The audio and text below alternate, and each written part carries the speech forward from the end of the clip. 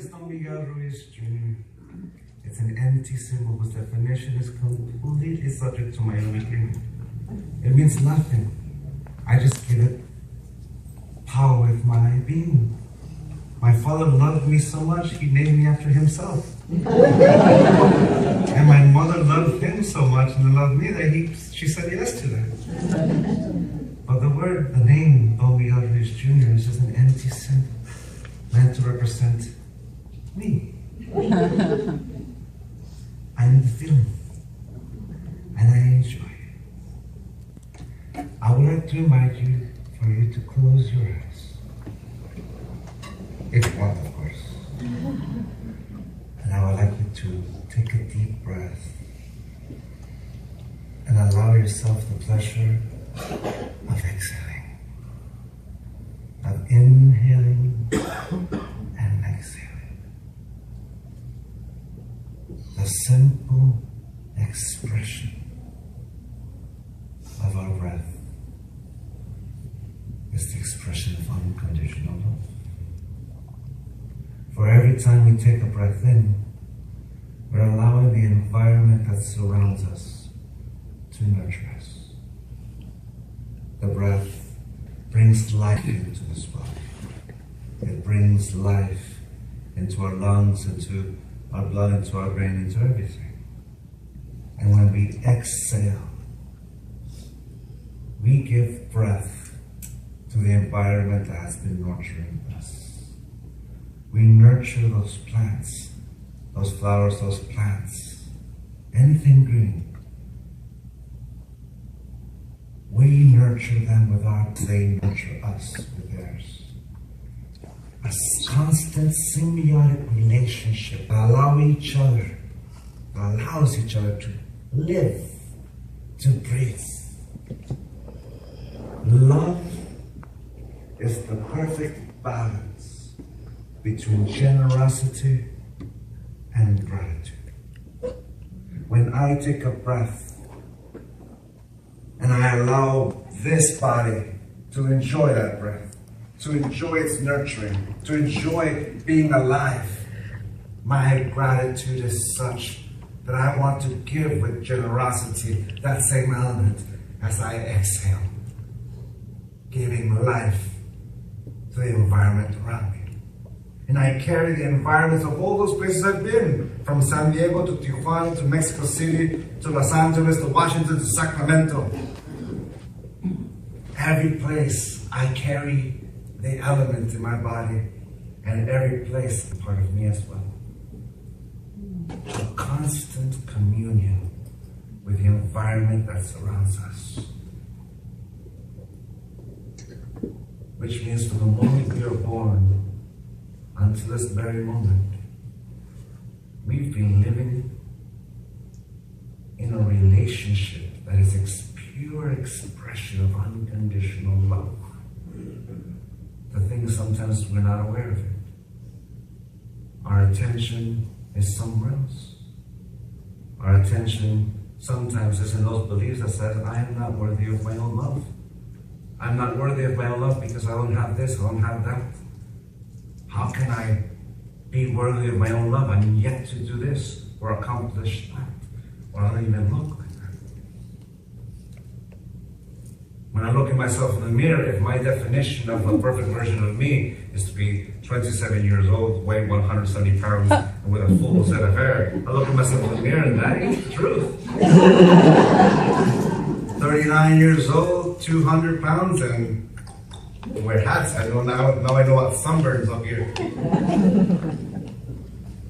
If I look at myself in the mirror and I see those things and I judge myself right then and there, I'm rejecting myself. Even though this body is experiencing that unconditional love between this body and the environment, my attention is on those things that I am not worthy of my own love. I am not worthy. That perfect harmony, that balance of generosity and gratitude, sometimes we dismiss because our attention is somewhere else. question. Have any of you ever seen anyone pass away? You've been in the room. You might be able to relate to the story I'm about to share. 6 years ago, my Uncle Duke passed away. My Uncle Duke was born in Vietnam, fought in the Vietnam War for the South. When the war was over, he was a refugee and came to live in California, where he met my aunt. He became my uncle. And later he became my godfather, my first communion. All throughout, he was always a mechanic as well. He enjoyed working on cars. And he had his own little shop where he did that. 6 years ago, they found him unconscious on the floor of his garage, of his little shop. He was also diabetic. We don't know if he passed out because of a diabetic episode or because something fell on his head, but what we do know is that when they found him, his brain had begun to swell. So they took him straight to the emergency, and almost immediately they took out a piece of his cranium in order to relieve the pressure. Unfortunately, to no avail. His response had become primitive, which is simply his brain was no longer functioning, it was no longer perceiving. Eventually they said that he was brain dead. My aunt and my cousins had to make the tough choice of letting him go. My mom and my sister were in the waiting room when my aunt came out and told us what had happened. And she invited us to be in the room with him as he goes, because they are going to disconnect everything. So we sat there in silence, thinking of him. And as we went in, they basically put curtains all around his bed, and we went in, a little makeshift room. As is our custom, each one of us touched a part of him. And I was lucky enough to be holding one of his hands. Even though he was completely unconscious, I can feel my uncle. I can feel his warmth. I can feel the dexterity of his body. I can feel him, his essence. Even though he's unconscious, here he is. And I can feel him in my hand. And we began to share our stories. The whole room began to share our memories of the beautiful ones, the great ones. Even the ones where he jumped on top of the table and began to kick and dance, because he was also a ballroom dancer with my aunt. Imagine a man who was a veteran from the war, who was able to dance light as a feather on his feet. Incredible, it was beautiful. And we shared all those stories, and we laughed, we cried, but it's our last communion with him. And as we told our stories, his breath began to be more labored. To the point where it almost became mine. And that last breath was different from all the other ones. For all the other ones were labored, but that last breath, without any effort, just let out. Coupled with the sound.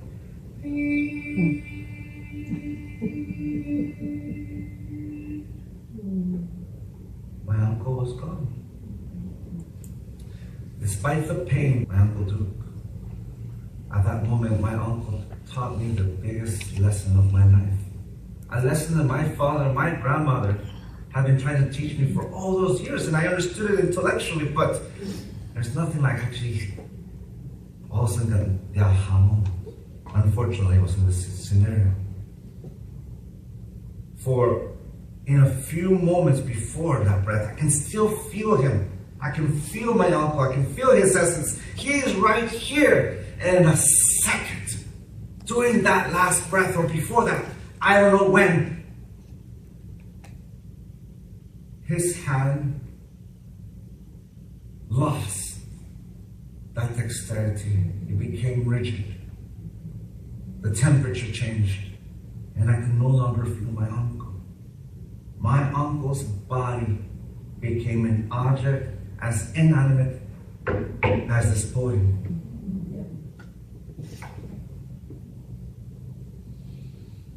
And that's when my uncle taught me the lesson. I am not this body. Physics 1 in 7th grade taught me 2 lessons that became very evident at this moment. 1, energy can never be destroyed, it can only be transformed. And 2, in order for an object to move, there needs to be a force that moves this object. Well, the force that animated my uncle's body was gone, and that energy transformed into something else. But wherever that energy went, the body is here, and that because I could no longer feel him. I can no longer feel that essence, that presence. It's an object like this.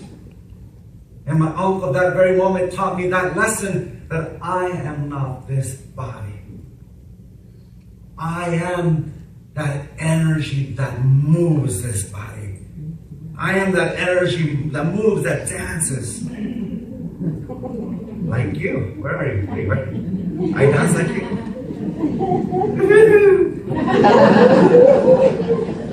It's such a joy to be able to dance, to engage, to move.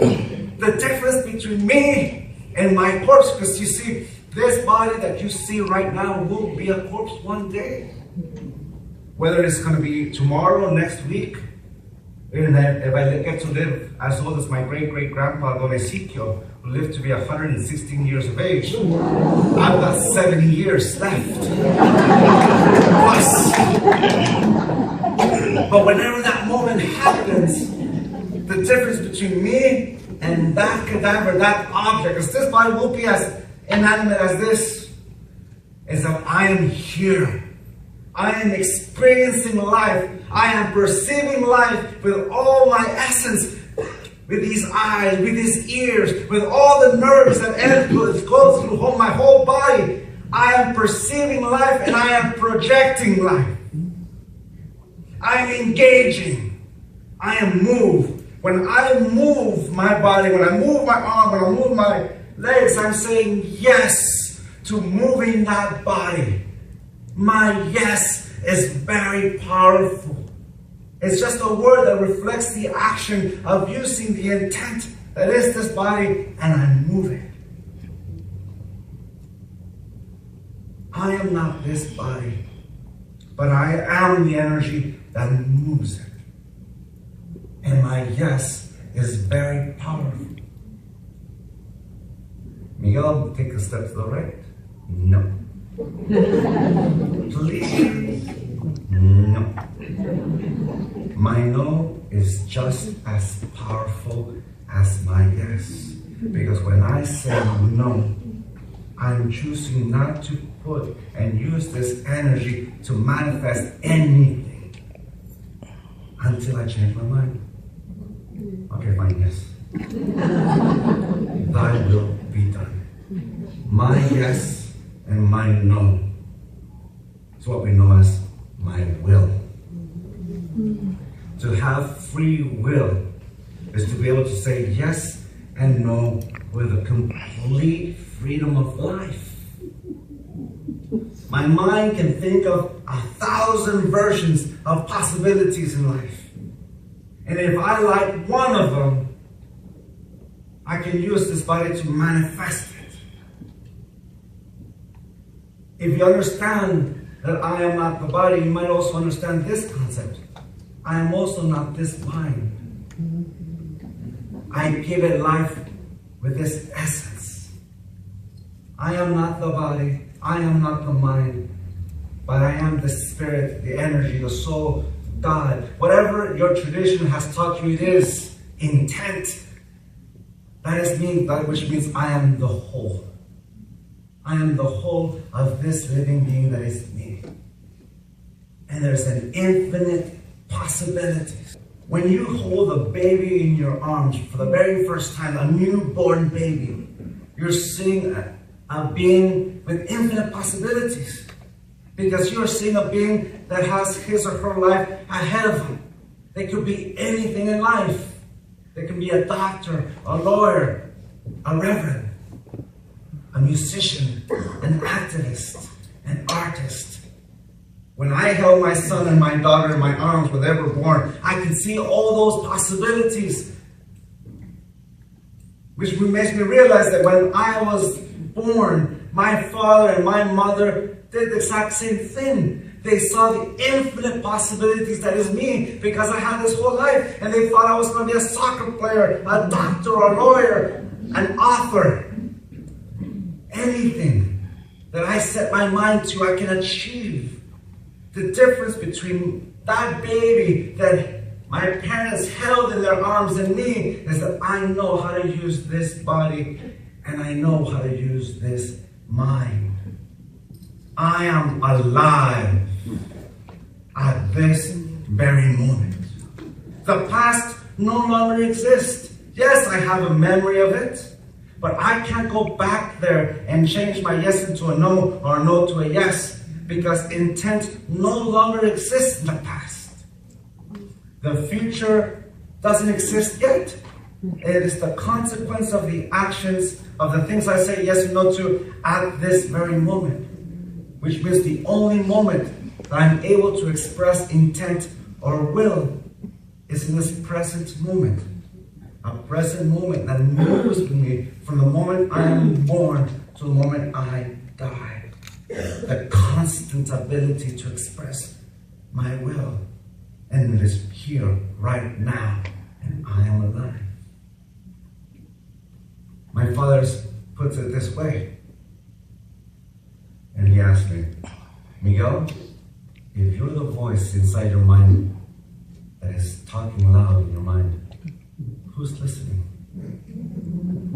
I am. Oh, really? You're the one listening, eh? So who's talking? I am. The relationship between me and me. What we know as mind, body, and soul. I am not the mind, I am not my mind, my body, but I am the soul, the spirit that is the whole. And it's in that interaction where that harmony that we experience with our breath gets distorted. It is in that relationship that says, I am not worthy of my own love. Because we believe in the ideas that I am not. Imagine me at the age of 8, and I'm learning how to assert myself, which simply means I'm learning to use my yes and my no. And I feel powerful. Forget about the terrible 2s. It's the terrible 8s because I know how to talk now. I know, and my son is 9, my little girl is 7, so I'm in the middle of it. But imagine me at the age of 8, and I'm learning this to assert myself. No. It feels good. No. It feels great. Yes. No. I have the power to influence things around me, and I get to say yes and no. It feels good. And then my grandmother comes in with a bowl of soup and she puts it right next to me. Here, Miguelito. Here's a bowl of soup that will make you big and strong. No. Don't you want to be like Popeye? Don't you want to be strong like Popeye? No. She's trying to think of ways that used to work before. Here comes a plane.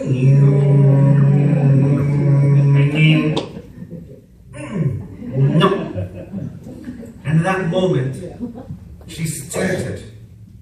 She's tempted to cross the line of respect because she wants that yes. She doesn't want to hear that no. She wants a yes. And mind you, that since I do have 2 kids of my own that I want them to eat, I totally understand why she was tempted and gave into it. But she went like this. Miguelito, don't you know how many kids don't have anything across the world, and here you are wasting food? Honey, it is a sin to waste food. I'm going,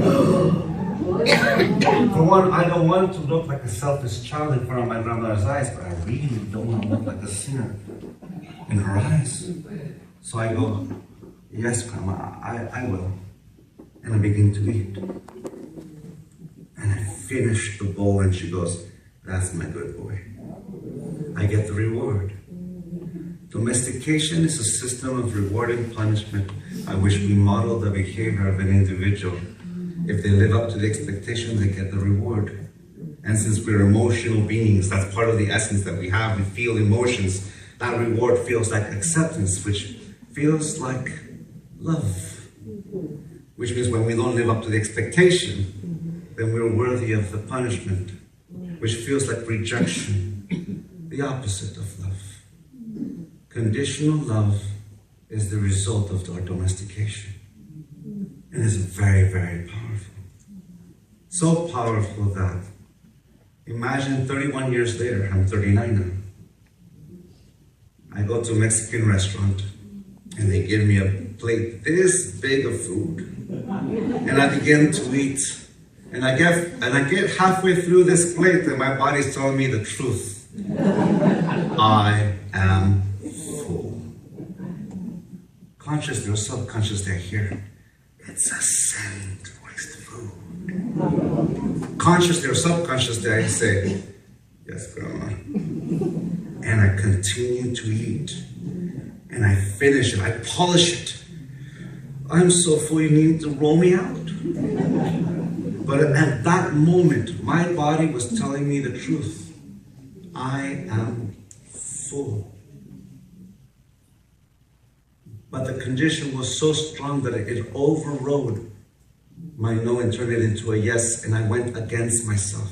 I used my own will against me. You see, she only said it to me once. She only said that to me once in my life. I've been saying it to myself for 31 years. You see, when you actively domesticate a dog or you domesticate a cat, well, you can't domesticate a cat, you can't domesticate swans.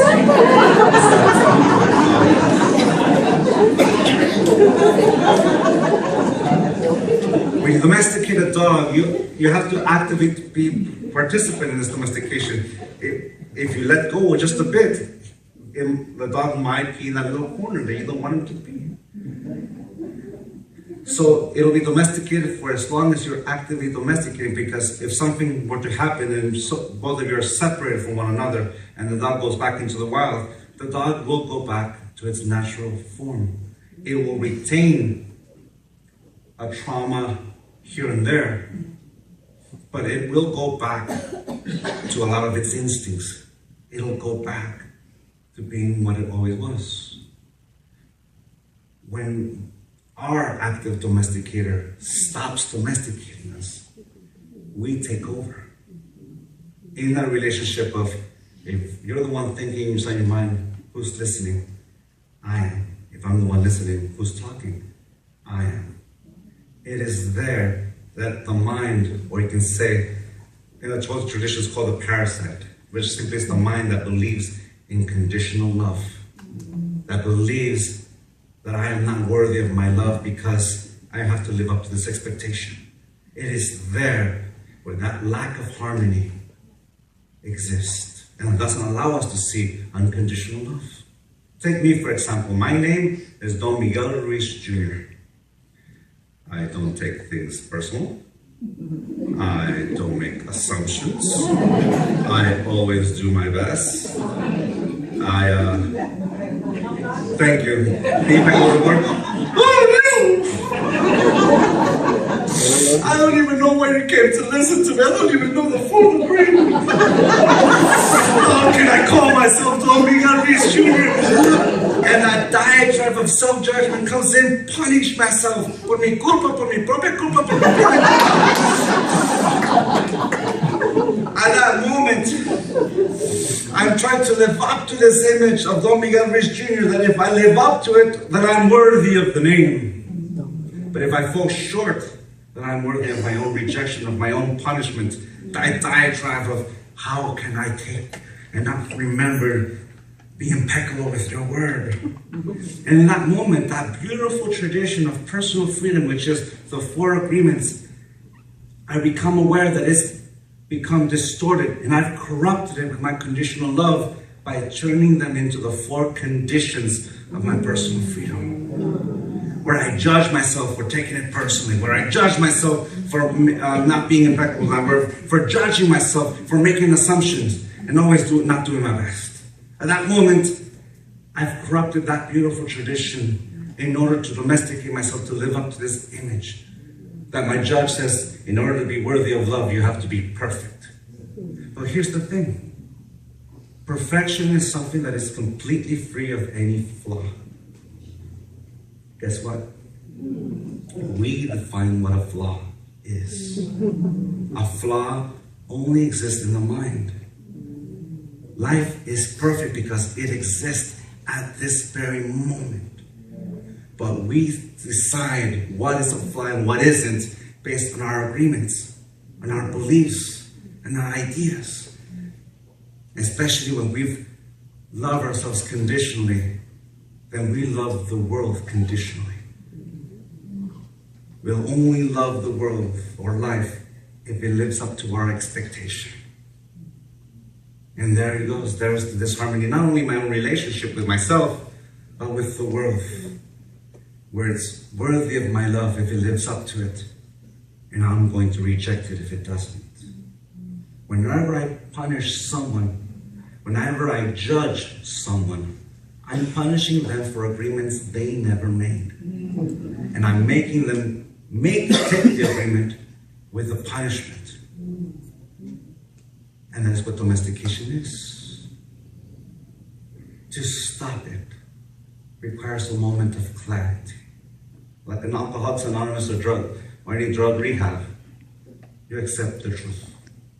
In my case, hello, my name is Don Miguel Ruiz Jr., and I do take things personally. I do make assumptions. Sometimes I'm not impeccable with my word, and sometimes I don't do my best. Just ask my wife.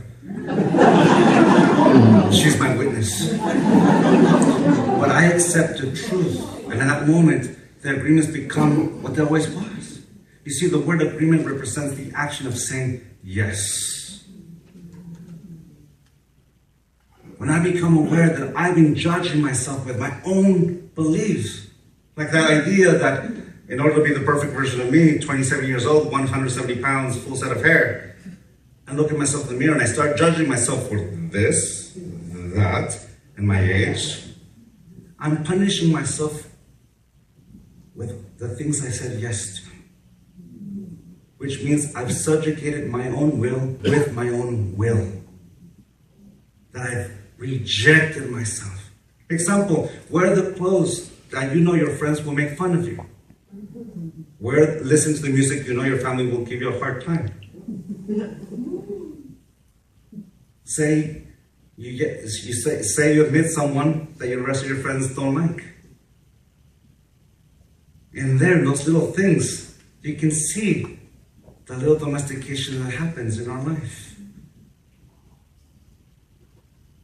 All those little things, we've used our own will to subjugate our own will, where my yes and my no become subjugated to a belief. And at that point, my happiness is subject to someone else's point of view. And I let someone else dictate that for me. Like Mick Jagger said, he can't be a man because he doesn't smoke the same cigarettes as me. And get no satisfaction. That's what I say. So how do we let go? My favorite lesson of Christ is in that moment of crucifixion when he turns up to God and says, "Forgive them, Father." What they do? They're actively punishing him. They're actively killing him. And yet he forgives them. I forgive you. Father, you know the reason why it's so powerful? It's because Christ had already forgiven. Now he's asking God to forgive. Imagine that. To forgive before God does. That is to me the most powerful lesson. It is to me Father, forgive me. I have used my word to go against me.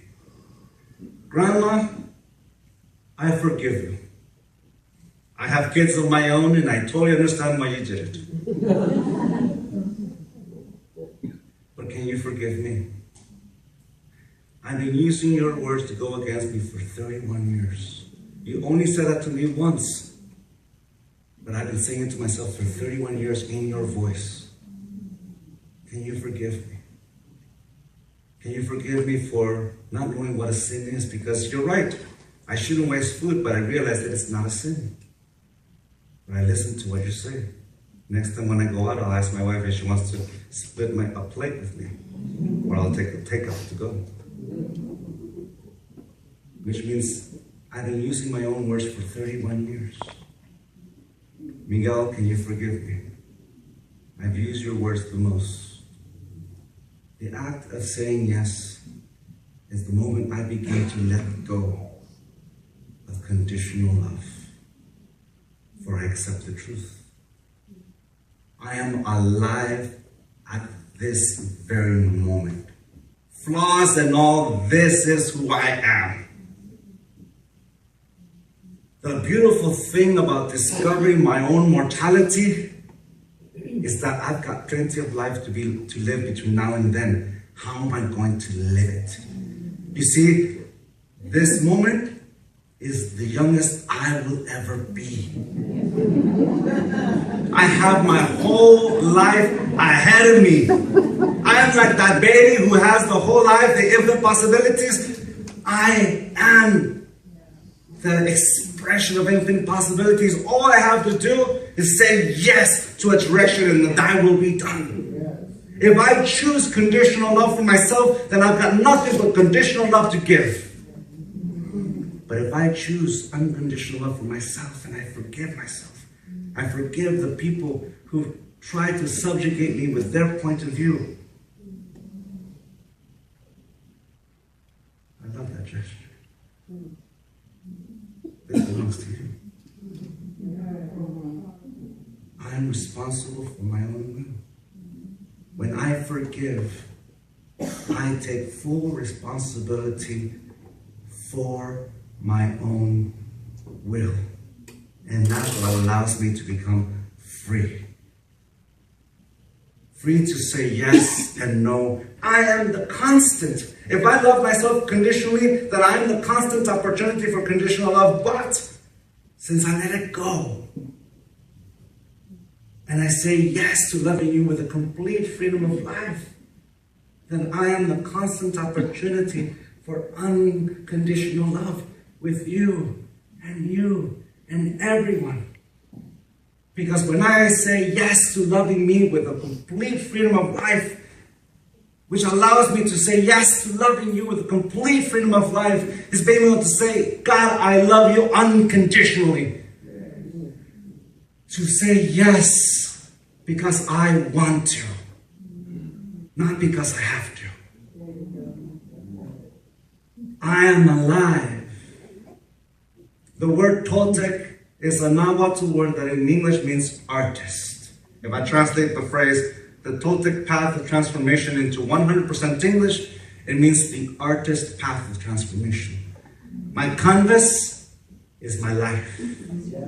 The tools by which I construct this art is my yes and my no, my will. And I'm constructing a masterpiece. We are all Picassos. And I want to say thank you for this wonderful opportunity to share my family's tradition with you. Namaste.